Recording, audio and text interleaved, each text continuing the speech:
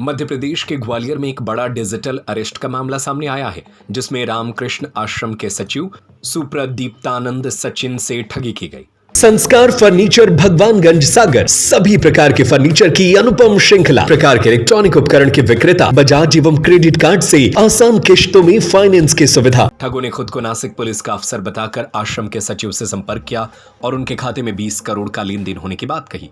ठगों ने आश्रम के सचिव को एक कैनरा बैंक के अकाउंट की डिटेल भेजी जो उनके नाम पर था।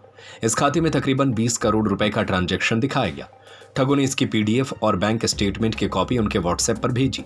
आश्रम के सचिव ने जब इस खाते को अपना नहीं बताया और इसकी गतिविधियों में शामिल नहीं होने की बात कही तो ठगों ने मामले की जांच करने की बात कही। ठगों ने आश्रम के सचिव को बताया कि जांच के बाद अगर पैसा मनी लॉन्ड्रिंग से संबंधित नहीं हुआ तो वापस कर दिया जाएगा।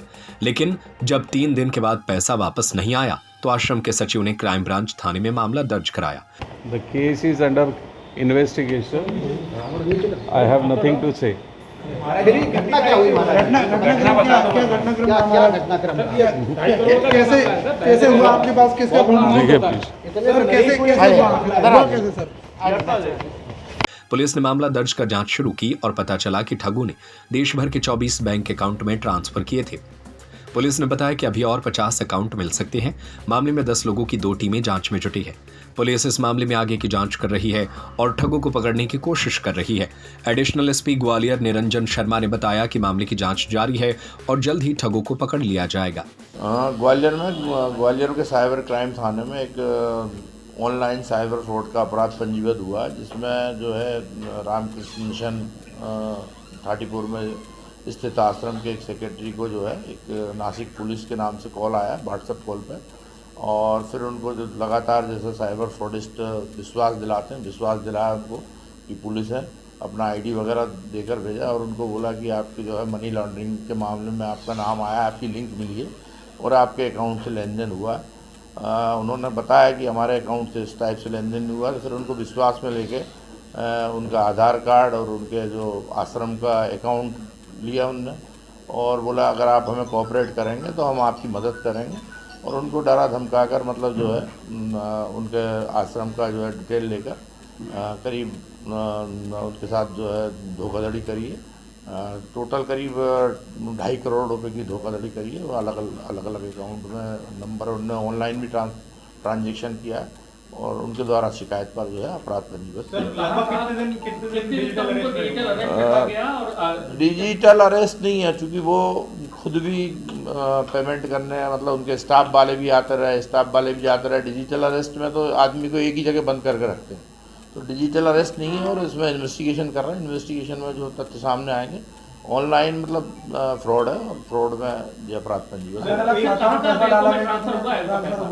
अब ये तो इन्वेस्टिगेशन का पार्ट है, कितने खातों में सब जांच कर।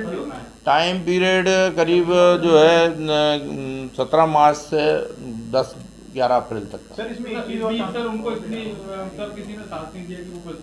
और उनको चूंकि वो विश्वास में दिलाते रहे कि आप किसी को बताना मत, तो वो विश्वास में बने रहे कि मतलब किसी अपने ऊपर वाले को भी नहीं बताया, नीचे वालों को भी नहीं बताया, और उनको जो डिजिटल फ्रॉड वाले जो बदमाशी करते हैं उनको डरा धमका के मतलब ईडी का समन्स दिखाया, समन्स ऑनलाइन उनको समन्स भेज दिया, वारंट भेज दिया। इस प्रकार से मतलब डराते भी हैं जो साइबर फ्रॉडिस्ट होते हैं, और वो विश्वास में भी ले लेते। ये संस्था का अकाउंट है, व्यक्तिगत अकाउंट? ये संस्था का अकाउंट। सर ये पैसा इन्होंने कहाँ से कलेक्शन किया, तो कलेक्शन कैसे? अब ये तो इन्वेस्टिगेशन का पार्ट है। ये सब चीज़ें तो इन्वेस्टिगेशन में सामने, जो तो अभी चूंकि अभी अपराध दर्ज करा है, इस संबंध में इन्वेस्टिगेशन कर रहे हैं। इन्वेस्टिगेशन में जो भी तथ्य सामने आएंगे। 17 मार्च के बाद कब ऐसा महसूस हुआ? अब ये चीज़ें अभी डिटेल बयान लेके जो चूंकि उन्होंने आवेदन दिया और अपराध पंजीबद्ध करा है,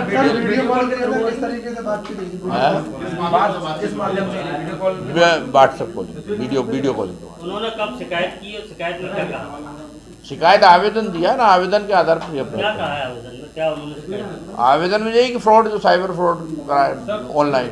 सर जो आप नेचर बता रहे हैं ये साइबर से डिजिटल अरेस्ट से, अब डिजिटल अरेस्ट, मेरा सवाल ये है, क्या पूरे संस्था को ही उन्होंने डिजिटल अरेस्ट कर लिया था? जो अब वही एक चूँकि इन्वेस्टिगेशन का पार्ट है, और इन्वेस्टिगेशन में अपन सब लोगों से अलग अलग इन्वेस्टिगेशन में सब चीज़ें सामने आएंगी।